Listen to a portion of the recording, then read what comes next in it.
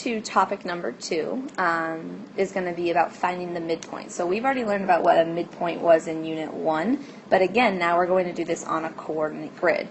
So let's just recall the definition. A midpoint is the point that bisects a line segment, so it's a middle.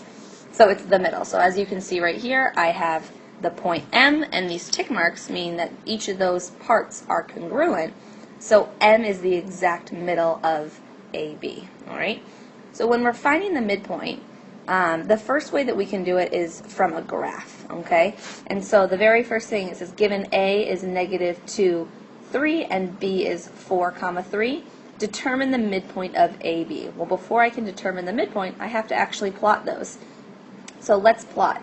I'm going to go -2, that's left 2, up +3, that's up 3, and I'm going to put A right here, and make sure you label that with the letter 4, 3, right 3, up, right 4, up 3, and there's point B.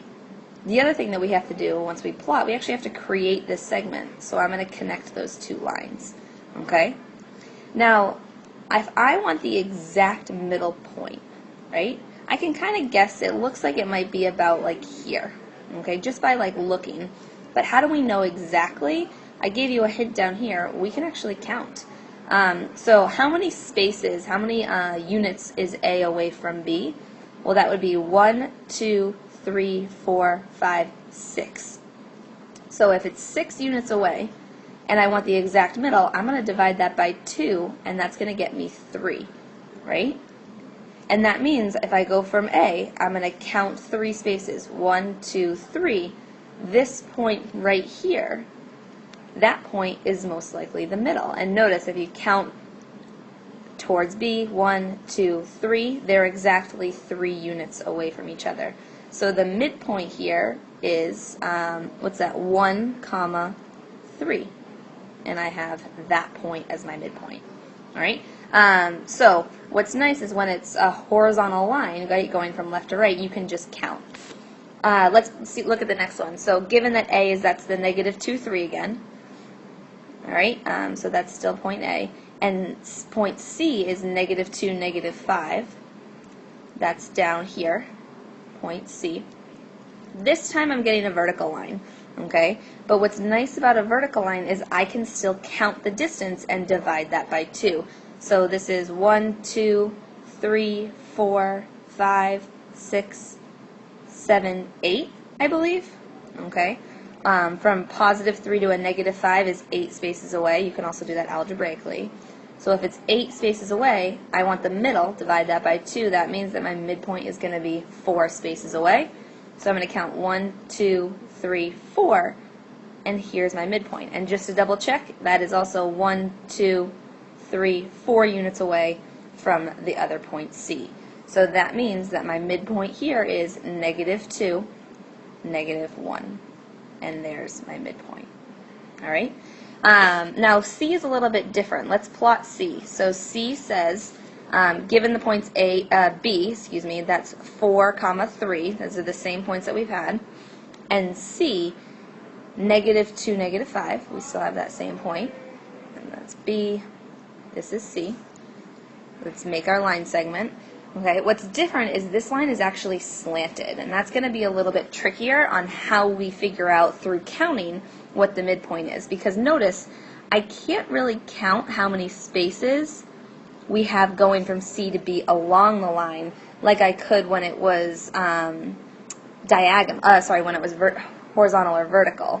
Okay, so what I'm actually going to do is I'm still going to use counting, but I'm going to make kind of a triangle. I'm going to count from C to B, but I'm going to go up first, and then I'm going to go to the right. So that means I've gone up, I believe, going up here. That was my 8 spaces up. 1, 2, 3, 4, 5, 6, 7, 8, yep. And then I'm going to go right to B, and that was over 1, 2, 3, 4, 5, 6, right? So instead, I was going up 8, and I'm going right 6.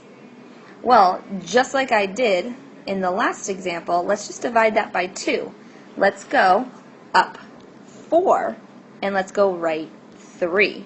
So when I go up 4, 1, 2, 3, 4, and I go right 3, 1, 2, 3, I get this point right here, and that looks to be about the middle, okay?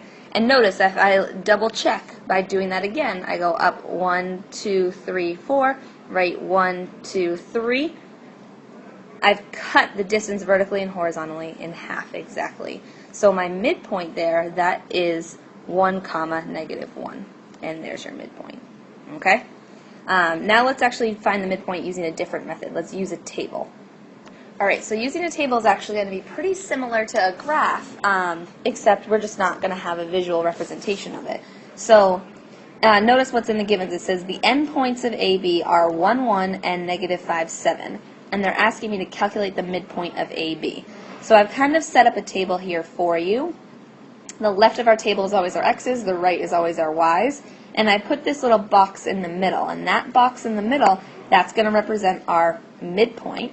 Okay, so above the box, I'm going to put my first endpoint, 1, comma 1.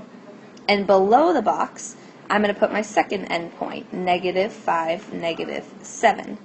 Okay, and we're pretty much doing the exact same thing that we were doing on the graph, except we're doing this algebraically now. Let's look at the x's first.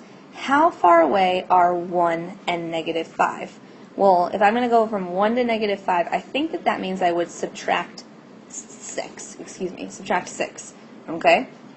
And remember what we did from the graph is we took that distance that we've either counted and we divided it by 2. So to get from the first endpoint to my midpoint, I want to actually go half the distance.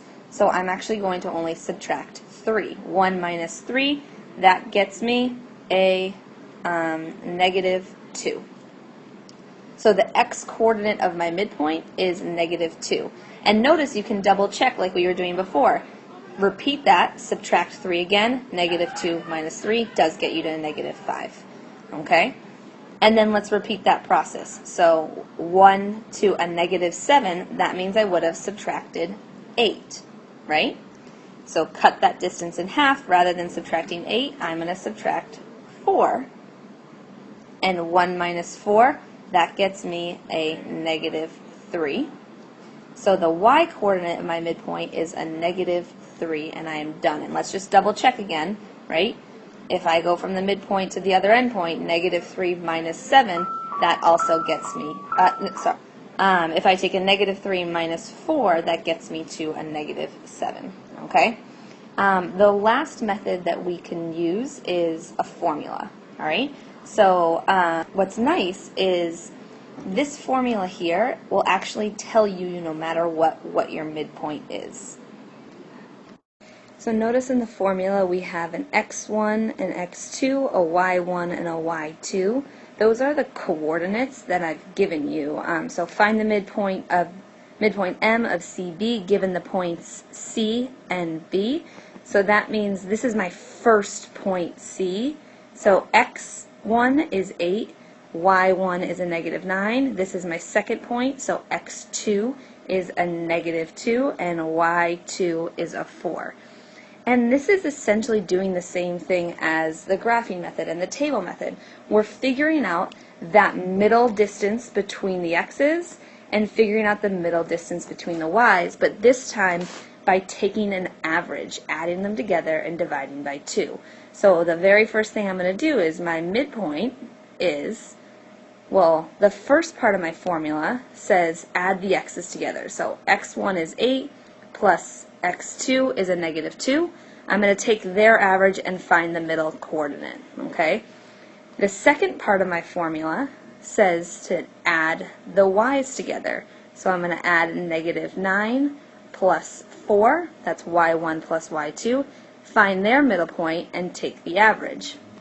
And then from there it's just simplifying. So positive 8 plus a negative 2 is a 6. 6 divided by 2. And then a negative 9 plus 4, that's a negative 5.